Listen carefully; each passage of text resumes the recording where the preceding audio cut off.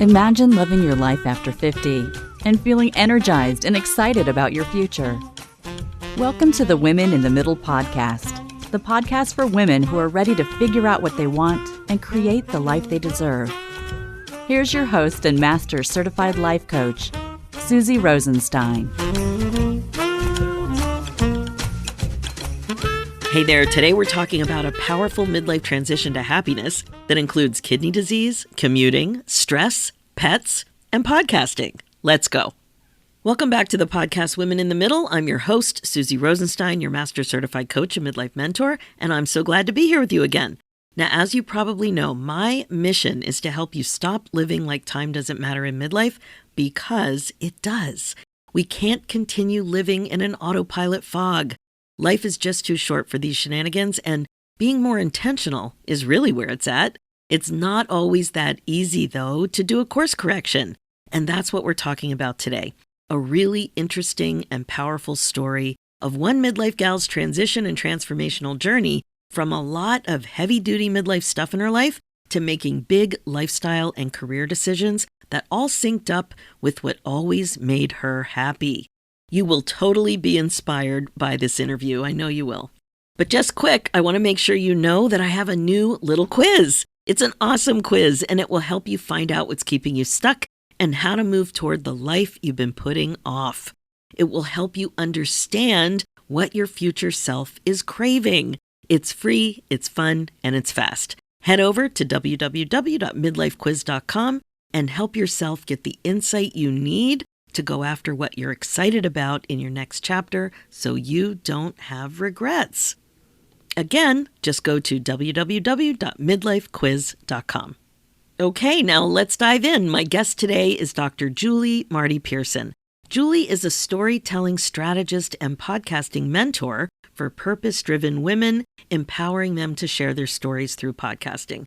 She hosts two podcasts, Podcast Your Story, which focuses on inspiring stories from women podcasters and guests about how they amplify their voices and grow their business through podcasting.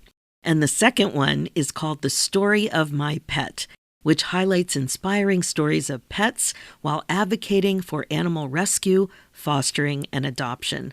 Julie also created the Women's Podcaster Party networking community and the Podcast Your Story community membership to further support women and non-binary podcasters, guests, and speakers. As I mentioned, Julie's transition and transformation story is a really inspiring one.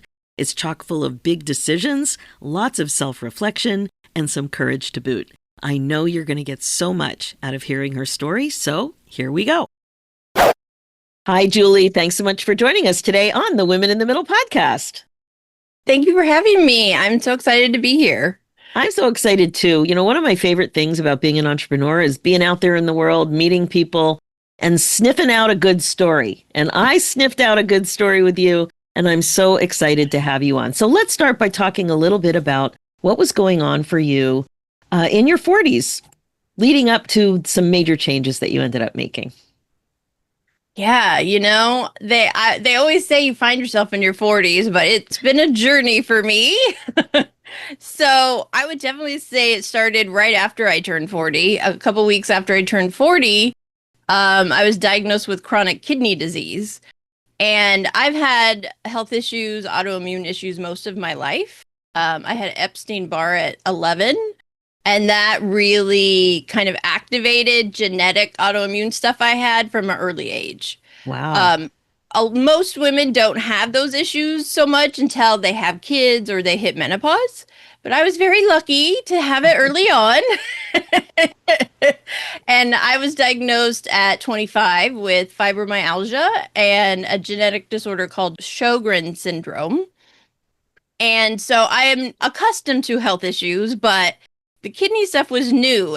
And the doctors were kind of like, well, why is this happening? You know, so I had to go through a lot of testing. I had to have a kidney biopsy, all the things.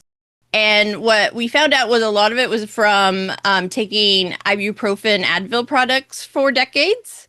Wow. It had worn out my kidneys. So just a little side note, anyone listening, don't overuse it. I am an example of why. So that kind of started like, okay, my body was wearing out and I had to kind of start evaluating it. I went off work for 2 months almost to kind of go through all that and figure out what was going on. I had to change a lot of medications. So it was a lot of life changes. And then with it less than 6 months after that, my dad passed away. So it was a lot of change early in my 40s. I felt tested in a lot of ways. So it was a lot of heavy stuff, right? You know, when I was diagnosed with kidney disease, they didn't know how progressive it was, how quickly it was going to keep getting worse. And once you hit a certain point, there's no other option than dialysis. And I had friends who worked in dialysis as social workers, so I knew what that meant. And I did not want that at 40. I had a whole life to live still. And I think my dad passing kind of made that point come through even harder, because my dad was 94 and a half when he died. So he had a very long life and for the most part was very healthy. And I'm like, no, I don't want this to be my story. So that was definitely the start of the transition and change and figuring out what I wanted my life to look like, but also what was right for me. Wow. And I know that you also had, first of all, I'm so sorry to hear about your dad and how that all played out for you with a personal health situation and then a tragedy in your family. That is a lot. And it can definitely lead into a wake-up call situation, which it sounds like that was happening. Now, how did it all work for you with academia? Because I know you were very invested in that area too. Yeah, so at that point at 40, I had pretty much invested all of my career in education and higher education. And so I worked at various university and colleges throughout California. At different points in my career, I was adjunct teaching part-time at several places. I was full-time admin or staff. So it was a lot of commuting. It was a lot of juggling multiple things, whether it be teaching, working, finishing my doctorate, which I got 6 years before all of this happened. So I had been postdoc, a while and had gotten into more administrative roles, which is what I wanted, better pay, more consistent than being an adjunct. But they were stressful roles. I was involved in accreditation. And if anybody knows, accreditation means a school is legal, is legit. You have to have accreditation to be able to give degrees. So it's a very stressful part of university life to be the one writing the report, doing the research, interacting with accreditation people. Like, that's a lot of weight on you, no matter what the size is. So I know that played a big part in my stress and my health issues, but I was also commuting. So in higher ed, to move up, you have to move schools.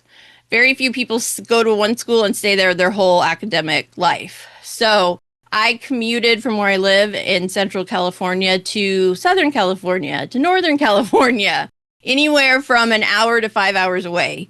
Wow. And at the point I got diagnosed with kidney disease, I was literally living out of a suitcase. I was renting a room from the librarian at the school I was working at during the week, and I would come home on the weekends. So I knew that was wearing me out physically and mentally. And then when my dad passed, it was like, we only have a finite time left. And, when someone passes, you question, did you spend enough time with them? Did you tell them you love them enough? All those things. So it was a lot of like big life kind of, what do I do now? I went back to that career for a little while. I had to have insurance. I had to have all the things.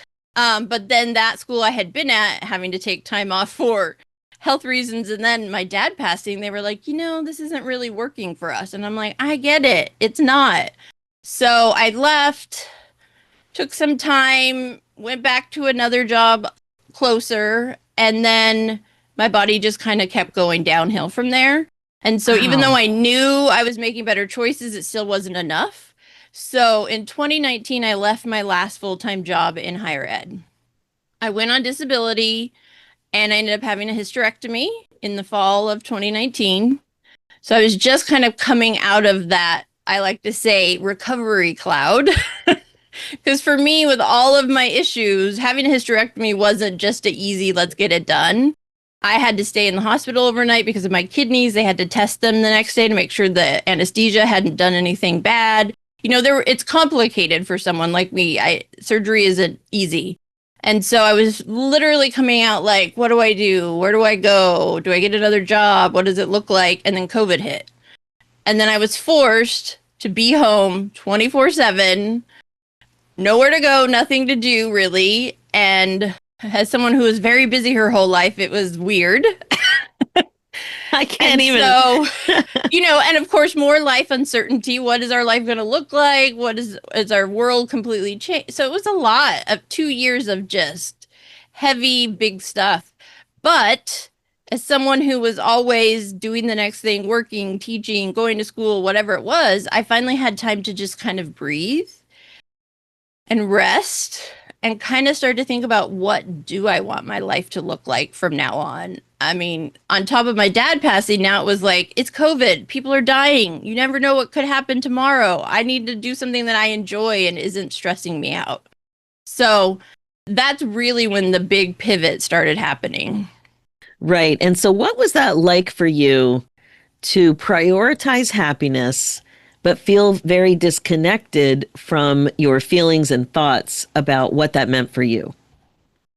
Yeah, I think that happiness maybe was never a part of my career planning.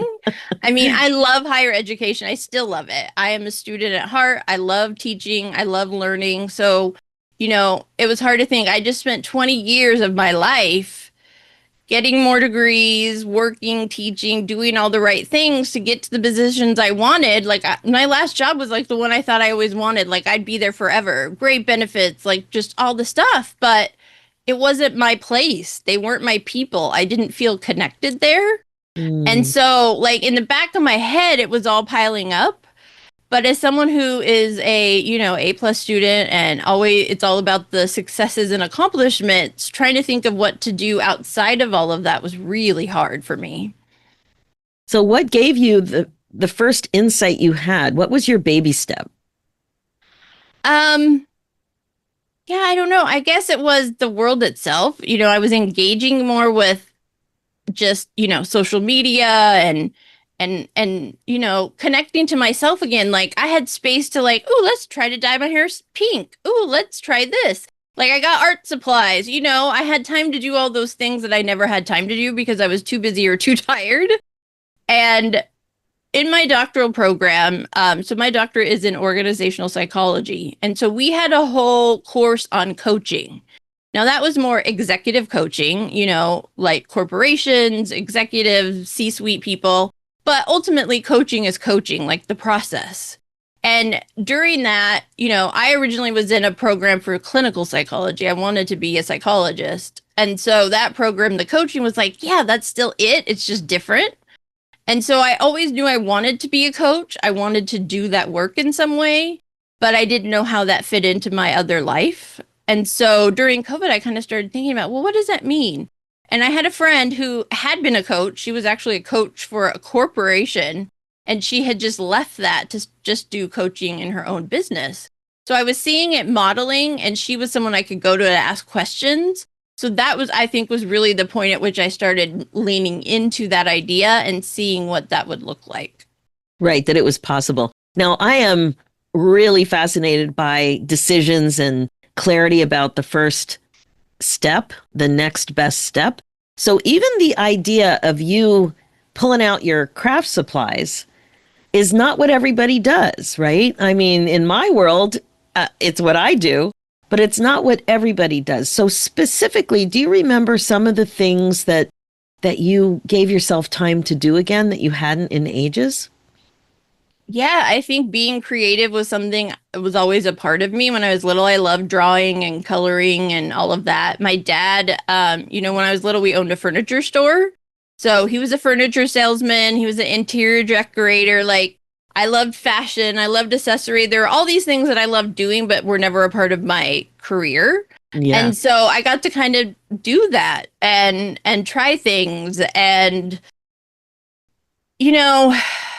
I think some of it was like I always thought I had to be in different people in different places, if that makes sense. Yes. We have our work persona, we have our home persona, we have our friend persona. And so for me, it was like the work persona was literally gone. Didn't have a job, hadn't had a job for months. And I'd had points in my life where I'd had to do that for health reasons before, but this was different. Like I felt myself really allowing myself to remember, what do I enjoy doing? Like watching TV, watching movies. We couldn't go out and do anything, but I definitely was listening to a lot more music, watching a lot more, lots of documentaries and podcasts. I'd Love always it. been a person who driving listened to music because I could sing along and keep my energy up. But I had never really leaned into podcasting, although I had been listening to talk radio, which is similar. So, Julie, same with me. Talk radio from high school. I loved it. yeah, I love Sirius XM. One thing I love about it is it's a strong signal wherever you are. So me commuting and driving and traveling, I could always listen. And I'm a big Bravo fan. If you don't know what that means, it's a network on TV, lots of reality shows. And as a psychologist, I'm fascinated by reality shows and what people will do for money on TV. Yes. So I just kind of got to immerse myself in all these things that I would do a little here or there, but never really got to like fully lean into. Now, I know we're going to be talking about podcasts more in a minute, but I just wanted to touch on just this, like what you gave yourself permission to do. And it's a very good idea to look back into your childhood and identify the things that gave you joy. So not when your parents got divorced, not when you had to move, not the trauma, not when you ended up in a big giant cast. What were the things that defined every year of your life or every chapter when you were younger, going into your age now, that gave you joy? There is a strong likelihood that what gave you joy then will give you joy again. It will bring joy, even if it's not the same exact thing. So one example I always give is mud pies. When I was 7, 8 years old, I loved making mud pies with my friend Judy in her backyard. And we loved it. And then I never really had that experience of creating something three-dimensional with my hands before until I eventually took a cake decorating class and I made those realistic flowers out of fondant. And oh my God, I was beside myself. It was like an art project that was edible. And I would have never done that before or imagined that that would be something I liked. And then there's just so many of those examples. And if you're listening right now and you're curious, I do have an amazing worksheet for that. It's called Passion Project 50. So just go to www.suzyrosenstein.com/Passion Project 50. And of course, I will put that link in the show notes. So Julie, you are just doing exactly what I love to encourage people to do. You're going to remember things. Oh, I like to play jacks. I had one woman say, oh, I forgot how much I liked horses. I mean, it's just things that you put away for a while because you can't imagine that being part of your life. But then when we are out of our 20s and 30s and 40s and we get into midlife, then it's like, wow, things changed. Maybe I do have time to take the art course. I couldn't believe I didn't take an art course till about 10, 15 years ago. I should have been taking art courses my whole life, but I wasn't. Same. I ruled it out. I ruled it out young. And it was for a crazy reason. I had this thought that I didn't do my PhD, but I did a master's, and I just very much associated with being an academic, also in psychology. And I just thought that smart people need to go into this lane, and exactly what you said, that you need different personas. And it wasn't until I started to read iTunes reviews in my 50s about this podcast, and people started to say consistent things. And if you're a listener, I hope you agree, because maybe you wrote one of these reviews. But the idea was that I like it when you laugh. I like it when you're silly. I like it when you really break down these things that are happening in midlife that are hard and scary and bring a little lightness to it. So I'm like, oh, okay, I guess I can let my freak flag fly a little bit here. And that freed me up. You don't need to write like an academic. You need to just be real, be authentic, be who you are. So thank you so much for saying that. And it's just so true. So you started to come out of your shell a little bit. You started to poke around and see what made you happy. And I guess your mind started to open up a little bit too, as to what Yeah. was actually possible for you. How did that next phase go? It's funny. Last night I was playing with the new app I got. It's around astrology. And one of the things it told me was that I was a wise child, that I had always been, that person. But it told me just don't miss out on being a playful adult. And as you were talking, that popped up and I had to find what it said because yeah, I was always the good student doing what I'm supposed to, doing the things, but Yeah. I didn't allow a whole lot of time for other stuff. And so one thing I use in my speaking is as an opener is when I was 5, I wanted to be an accountant or a veterinarian. And those two parts of me exist today. The accountant I leaned into with psychology and statistics and research and all that. Veterinarian was more my private life. I've always been an animal advocate, love having pets, grew up with amazing dogs, have lots of cats and other animals now. And so coming out of COVID, one of the first things I did to make money was dog sitting. I had a friend who got a puppy while they were in lockdown, and so I started dog sitting. And so at one point I'm like, well, maybe this is it. And then I realized, no, I don't want to live in other people's houses being told to pick up dog poop. Now I looked at being a dog groomer when I was stuck for the similar reason. I remember thinking, what are all the things I'm interested in? And dog grooming came up because the animals, landscape architecture came up, floral design, selling solar panels. I'm like, oh, I love solar energy. I mean, I really thought about so many things just to get the ball rolling. So yeah, you love the pets, but you didn't want it to be full time.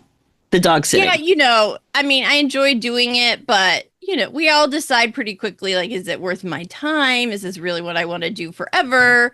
But it helped me financially kind of get through hard spots. And but it also, when I decided I was going to start a podcast and took a course and it never really got any momentum, I never really went anywhere. I realized it's because I wasn't excited to talk about career coaching, which is what I was doing. I wasn't like, ooh, I get to get up and talk about resumes today. Like, no, that wasn't. So I decided to kind of put it aside and see if I even liked podcasting. And I thought, what is something I can talk about without any notes, for any reason? And of course, that's pets. I have plenty of stories. As an adult, I've started to realize how important my pets were growing up and through different points when I had health issues, whether I had a dog or a cat at the time, I got a lot of support from them and I needed that in my life. So I thought, well, let's do this and let's see if this is even something. And But Julie, hang on a second. How did you make the decision to take a course in podcasting?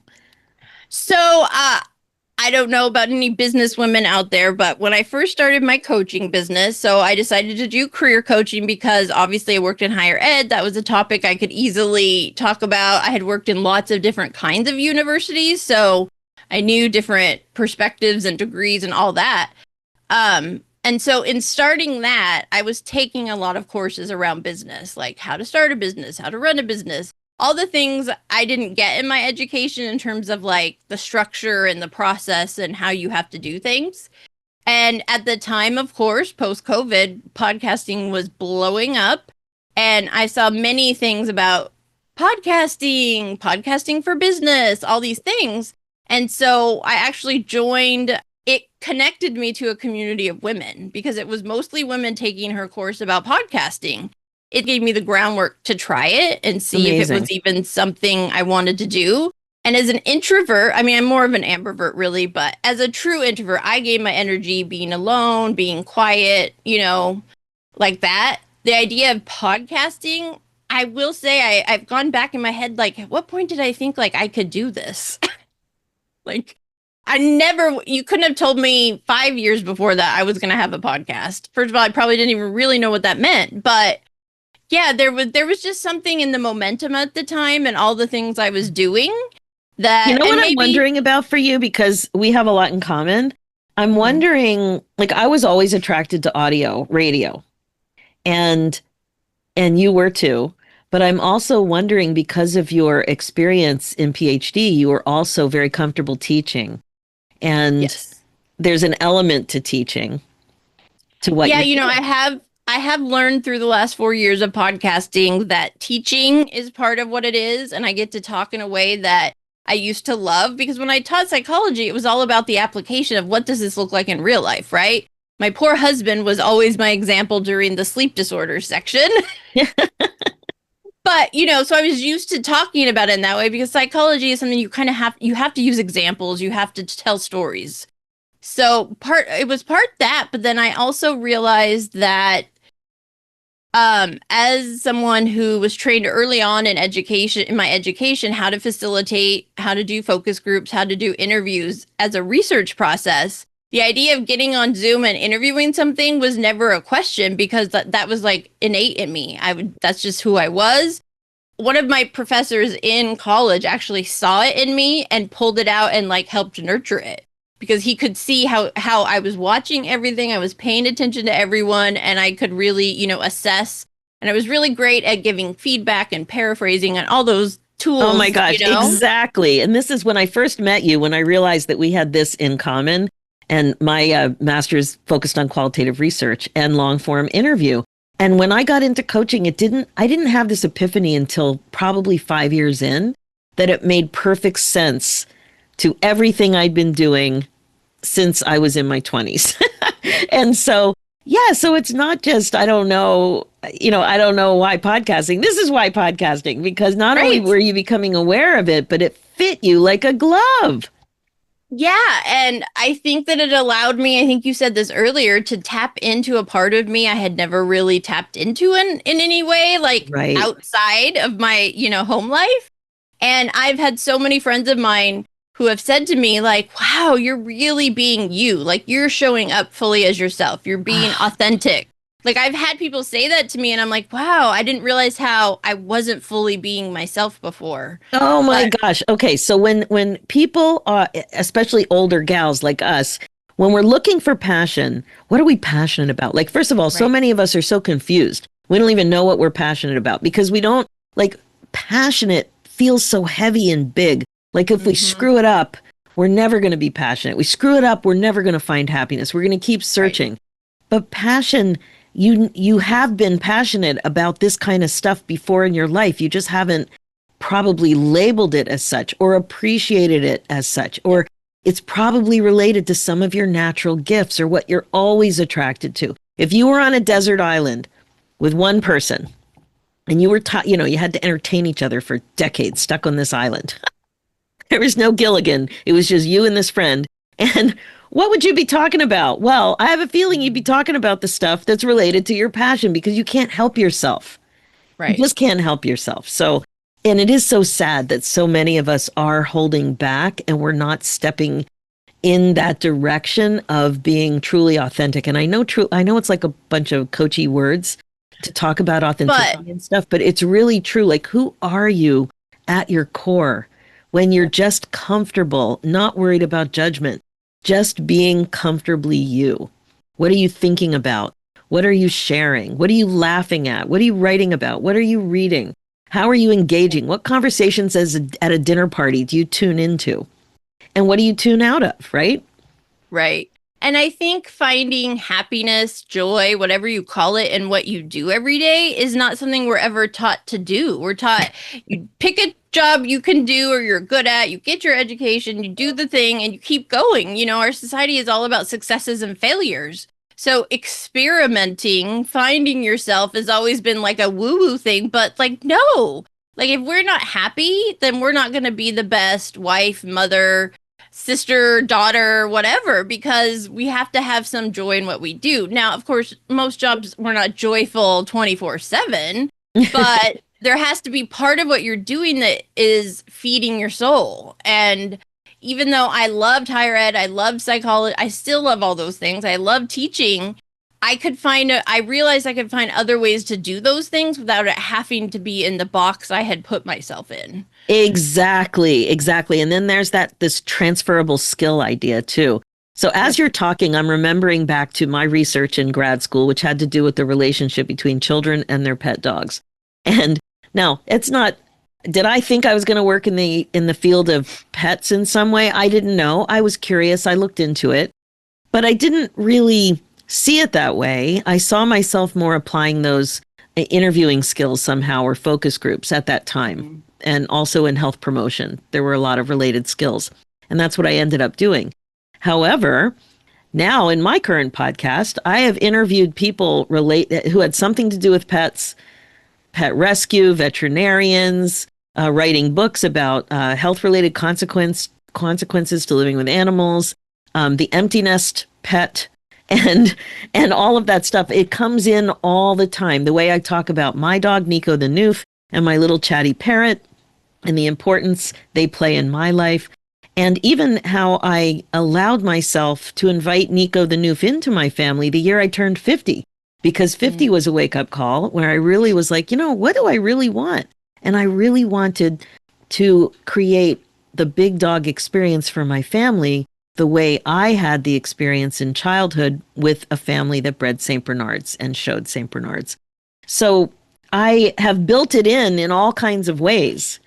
And that's what's so amazing. And that's why podcasting is so unbelievably creative. It's so creative. So keep going. How did you land on, okay, I'm going to do a podcast and it's going to be about pets?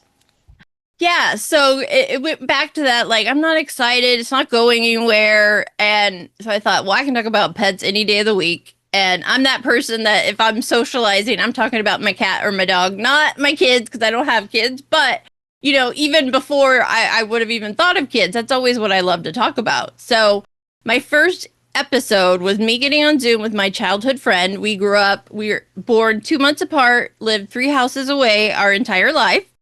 And so we just got on and laughed and talked and, her dogs interrupted us, her kids interrupted us. I didn't edit, but I started doing that and I put it out and I thought, well, let's just see what happens. So very, very slowly, people started listening, but it was the next step when people started reaching out and asking to be on my podcast. And I went, oh, maybe there's something here. And for me, I was always the one woman in the group that didn't have human kids, who was a pet lover, who, made other decisions in life. And so I always felt different, isolated in some ways. And I would say as a woman who doesn't have kids and never had them, and you see your friends all having kids and going through all the kid stages and all the things are about the kids, it changed a lot of my relationships. But I just thought that was how it was, So through the pet podcast, a lot of the people reaching out were women 30s, 40s and above, who didn't have kids, who loved their pets. And that love for their pets was reaching into them, volunteering, doing cat rescue, fostering, starting nonprofits. And so for me, podcasting allowed me to tap into a part of the world that, first of all, I didn't even know really existed, that there were so many more women like myself. But also that it was okay, that, yeah, we're valid as women, even if we don't have kids. And our mothering comes out in other ways, with our pets, with our friends. I am a proud auntie to many fur kids and human kids. I got to go to one's high school graduation a few weeks back, and it meant a lot to be a part of that process because I don't get to experience that with my own family. So, oh my gosh, you're talking about belonging. Yep. Wow. That's really what podcasting has done for me. And I've always felt different in different ways. I'm 5'11", and I've been 5'11" since I was 12. So I always literally stood out in a crowd. Oh my gosh, Julie, I'm more than a foot shorter than you, and you're more than a foot taller than me. And when I met you in person, it's so funny to meet people in person after you've been talking to them on Zoom for a while. Because on Zoom, everybody's the same. Yep. Well, and that's there's a power in us all being at the same level, literally, right? Yeah. And it's so funny. I went to my first PodFest, which is a big conference for indie podcasters. And it was such a weird feeling to be in a hotel and be walking around being like, I know them. I know them. Wait, do I know them? And it's like all these people you only know online or on Zoom or in podcasts. And we were in person. We were getting to meet and hug and talk. But almost every person, as I met them, who already knew me, was like, "You're so tall." You're like, that was the thing, which in some ways kind of threw me back to teenagehood because I had I was made fun of a lot for being tall. Oh my gosh, especially by short boys. Oh, Oh my gosh, that's incredible. But I But can see it. I mean, people, the same thing happens with me the other way. Wow, you don't look that short on Zoom. Well, what does that look like? I don't know. it's so weird. But then I guess that's also the power in podcasting. Whether you do only audio or video, you get to express yourself in all these new ways without it being about really how you look or where you live or who you know or who your friends are. Like I have made some of the best friends in my life through my business and through my podcasting. And I've met so many amazing women. Like, come on, ladies, talk about yourself. Like, you should be proud of who you are. And I say that as someone who's had to learn to talk about myself and be proud of who I am. And so that's kind of where podcasting tapped into things that I didn't even know I was missing. And I was so glad I started with pets because, first of all, that was easy for me. I didn't really have to think about content or how to interview people about pets. That was very natural. But I also had always thought I was an animal advocate and then realized I only knew a very small part of the reality of animal rescue and what that means. So I slowly started having guests who worked in shelters, who run rescues, who volunteer. And I was learning through my interviews. And I started volunteering at my local shelter. I fostered kittens. I had bottle raised two of our cats before they were found solo alone. So I knew how to do it, but I'd never done it as like an actual foster. So I really was like, not just talking about it, I was doing it and I was experiencing it and I was learning. And that allowed me to realize that a lot of what I can do as a teacher, as a podcaster, is to educate people, is to share these stories that I was learning from. So it means other people need to know this too. Like, don't just say adopt, don't shop. Explain what that means and why. And so I always say podcasting changed my life, and it did. I ended up working part-time in our shelter. I helped do the off-site dog adoption events on the weekends, and I loved it. But the reality of working in, unfortunately, a kill shelter was tough. And after 9 months, my blood pressure went up and wouldn't go back down. And I had to go on another blood pressure med, which, as someone with kidney disease, that's not good. And so it got to the point where my doctor said, I don't think this is the right place for you. Like, and it was one of those times where my body is telling me I have to listen. And it's hard because I want people to realize when you hear no kill, it's not because the people that work there want to euthanize pets. A kill shelter is usually because they are run by a government entity in some way, a city, a county, state, and they are only legally allowed to have a certain number of animals in their care at one time. So what happens when that limit is 200 and they get 220, get 250, the animals have to go somewhere. And when we're dealing with the overpopulation crisis we have now in the US, there is nowhere for these animals to go. There aren't enough homes. And so I was behind the curtain. I was seeing what happens when a dog comes in. Like I got taught, I learned how to give vaccines and put the chips in dogs or puppies or kittens before they're adopted. But I also got to see the public's lack of awareness and education and how rude they were to shelter staff. Like, do not take it out on the people that are doing this 24/7. Like, these people lived it. They fostered when they were at home. Like, these people would do anything to save these animals. So for me, it was like, it opened up like the understanding of I just need to help get these stories out there. I need to help educate people. I need people to understand what it means to be high kill, no kill, all those things, because the animals have to go somewhere. And if there aren't enough and they've been there 60 days or they're sick, like they're first on the list to be euthanized. And I think the point at which I knew I couldn't do it like that, I couldn't work in it every day, was when I was at an event and we had a litter of puppies and one of the puppies had thrown up. Well, that would happen sometimes when we're transporting them. You know, I get car sick, but at the event it kept throwing up. We're like, okay, so I had to take it back to the shelter and say, we need to have him checked. Well, the puppy ended up having parvo and they had to put him to sleep.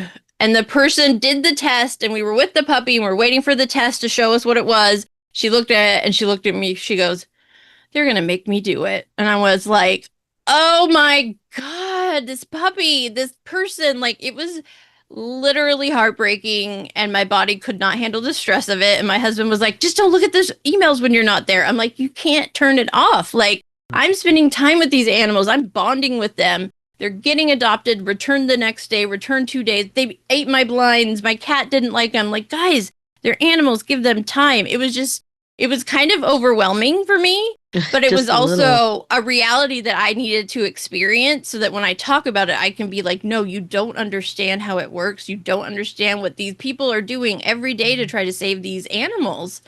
And so I guess I got to tap into that part of me that thought I wanted to be a veterinarian, but part of me also knew I couldn't because I didn't want to deal with the sadness and the dogs that don't make it.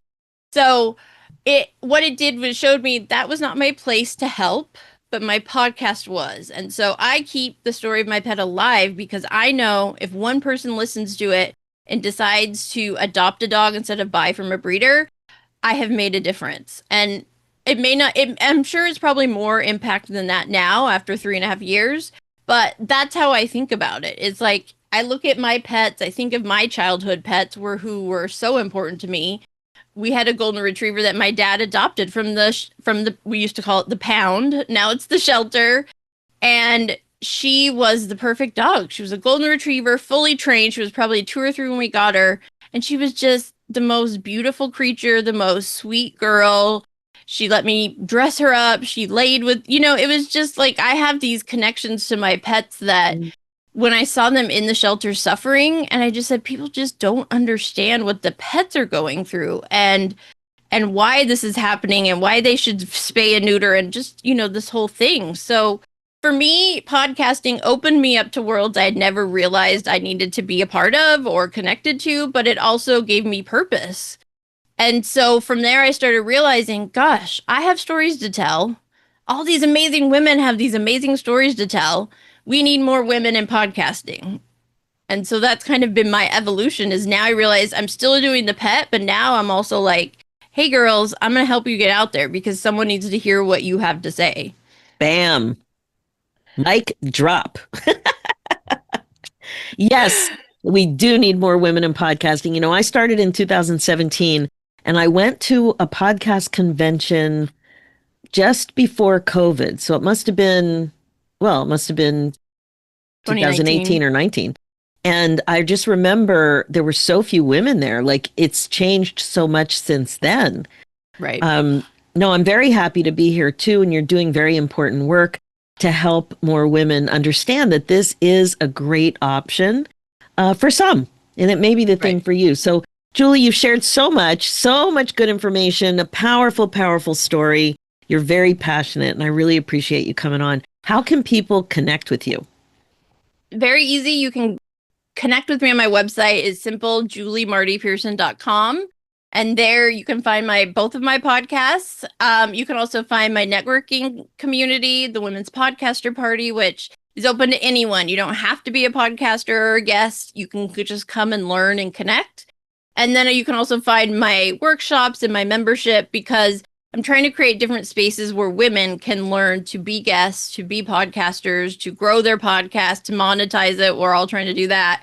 And so that's really where my business has gone, is to focus on how I can help women in this space. And I always say that podcasting is not going away. It continues to grow, not at the rate it was, but it's growing all the time. So if you have a business or you have a passion project, you should be tapping into podcasting in some way. Yes, ma'am. Julie, your story does matter. And midlife women have so much to share, so much wisdom, so many experiences. There are lots of options to express yourself, but all options do not fit for you. And so for me, podcasting was something I also never imagined in a million years I would be doing something so tech-based. It makes no sense to me when something weird happens. It had happened last week where the settings just change on their own when I go in to record a podcast, and then I feel stupid, and I have to really watch my thoughts because I don't want to just be frozen in fear that I'm going to do something and my computer's going to blow up. So I'm like, no, YouTube has the answer. Just Google it. So I Google it and I found some stuff and I fixed it. And it was great. I was able to fix it. Now, there was a problem 2 weeks ago I couldn't fix, but my husband fixed it. It turned out to be a cable connection. I wouldn't have found that on YouTube.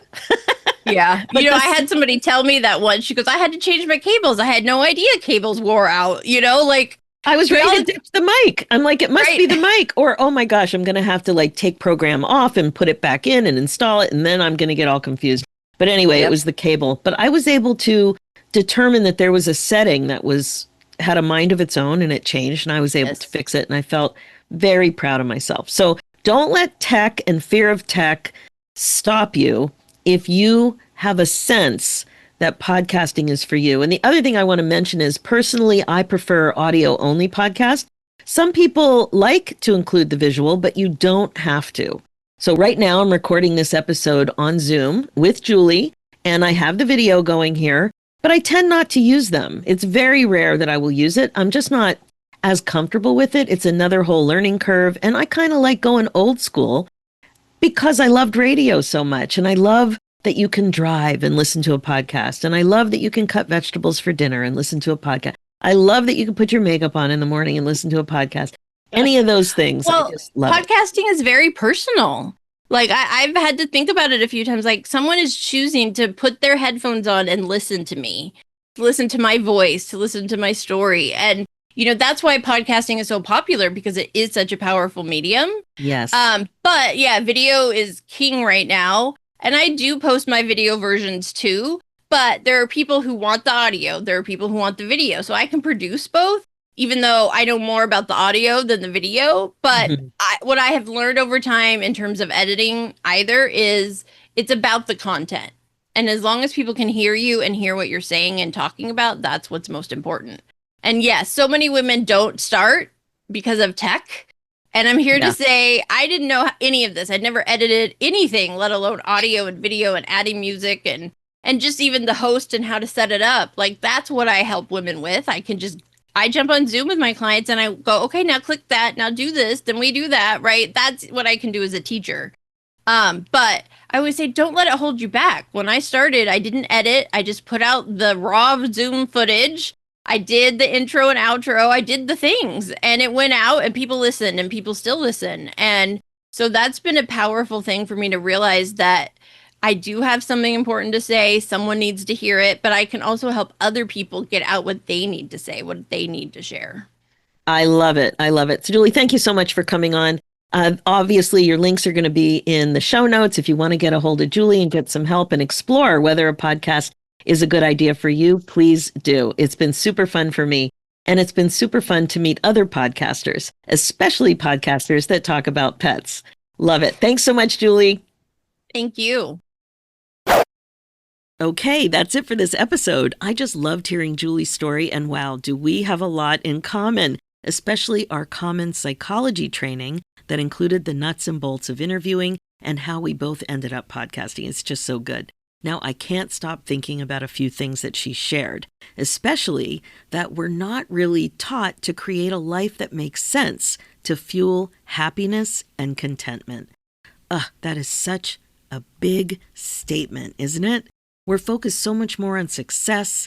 And then, especially when we're settling into our careers in our 20s and 30s, we just want to guarantee we got to make money. We got to get out there. We can't make mistakes. Like, it just felt so scary. Now, I know that you probably know somebody who is wrestling with this now. It might even be you, right? How to figure out how to be happier, how to be more content. And what I've noticed is that so many amazing midlife gals can tie it back to a conversation when they were younger that really influenced them and probably squished their beliefs about what might be possible.